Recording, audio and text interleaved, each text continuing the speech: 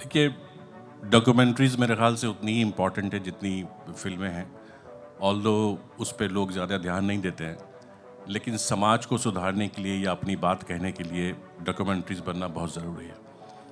जैसे जो हमने डॉक्यूमेंट्री बनाई थी, that was on ladies in the United Nation peacekeeping forces, and we have followed a group of 160 Bangladeshi women who has been deputed to Haiti, and we covered the whole journey.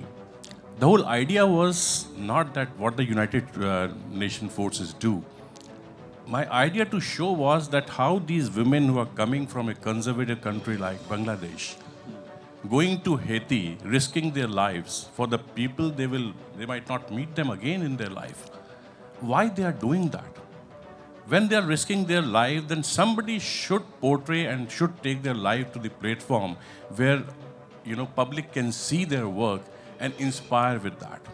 So that was the whole idea, and we were very, alhamdulillah, successful in that. We got the best documentary award, we got the best humanitarian award. We did 13 festivals with that film.